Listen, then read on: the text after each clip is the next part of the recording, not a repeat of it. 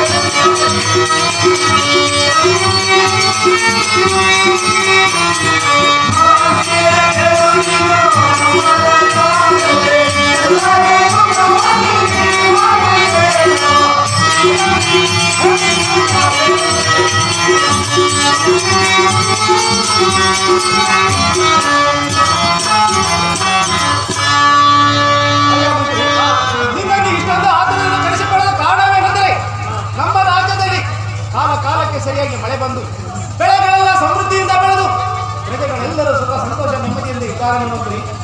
ಅದು ಅಲ್ಲದೆ ಹೊರ ದೇಶದ ರಾಜರು ಕಾಲ ಕಾಲಕ್ಕೆ ಸರಿಯಾಗಿ ಕಪ್ಪ ಕಾಣಿಕೆಯನ್ನು ತಂದು ಒಪ್ಪಿಸುತ್ತಿದ್ದಾರೆ ಮಂತ್ರಿ. ಮಹಾರಾಜರೇ, ಮತ್ತೆ ಹೇಳಿದ್ರೆ ಹೇಳುವಂತರಾಗಿ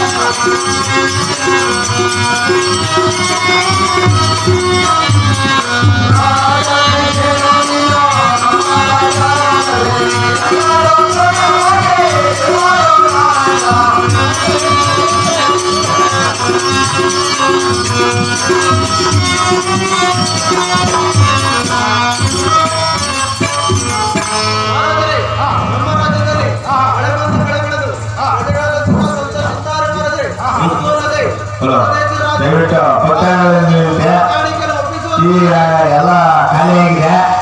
ಯಾರಿಗೆ ಬಂದು ಬೇಸರ ಮಾಡಿದ್ರೆ ಆಗಿದೆ. ಭಕ್ತಾದಿಗಳು ಕ್ಷಮಾಪಣೆಯ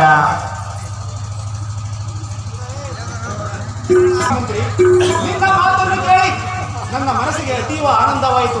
ನಾವಿನ್ನು ನಮ್ಮ ಅರಮನೆಗೆ ಹೋಗೋಣ ನೋಡಿ.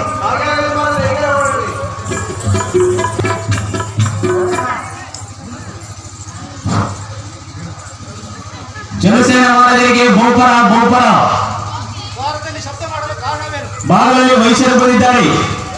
ಒಳ್ಳೆಯದು, ಆತನನ್ನು ಒಳಗೆ ಬಿಡುವಂತ ಹಾಗೆ ಈಗಲೇ ಬಿಡುತ್ತೇವೆ. ಚಂದ್ರಸೇನ ಮಹಾರಾಜರಿಗೆ ವಂದಿಸುತ್ತೇನೆ. ಶುಭವಾಗಲಿ ವೈಶ್ಯರೇ. ಇಷ್ಟೊಂದು ಆತನದಿಂದ ಬರಲು ಕಾರಣವೇನು? ಇಷ್ಟೊಂದು ಆತನದಿಂದ ಬರಲು ಕಾರಣವೇನೆಂದರೆ ಈತನು ನನ್ನ ಮಗಳ ಮುತ್ತಿನ ಹಾರವನ್ನು ಕದ್ದುಕೊಂಡು ನಾನು ಕದ್ದಿಲ್ಲ, ನಾನು ಕಳ್ಳನೇ ಅಲ್ಲ ಎಂಬುದಾಗಿ ಹೇಳ್ತಾ ಇದ್ದೇನೆ. ನಾನು ಎಷ್ಟು ವಿಧ ಪರಿಪರಿಯಿಂದ ಕೇಳಿದರೂ ಸಹ ಈತನು ಬಾಯಿ ಬಿಡುವಂತೆ ಕಾಣುವುದಿಲ್ಲ.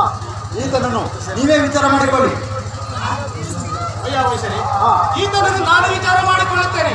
ನೀವಿನ್ನು ಅರಮನೆ ಕಡೆ ನಡೆಯಿರಿ. ಹಾಗೆ ಆಗಲಿ. ಎಲ್ಲ ದಾರಿ ಹೋಗ್ತಾರೆ ಮತ್ತೆ ಹೇಳ್ತೇನೆ, ಕೇಳುವಂತರ ಹೇಳಿ.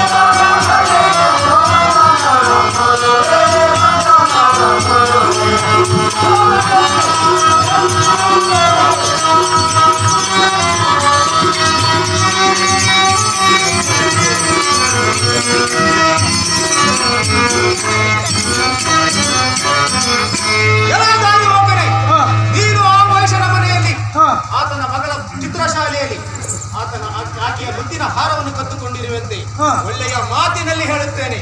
ಆತನ ಮಗಳ ಮುತ್ತಿನ ಹಾರವನ್ನು ಕೊಟ್ಟು ಒಳ್ಳೆಯ ರೀತಿಯಲ್ಲಿ ಈಗ ತರುವಂತನಾಗು.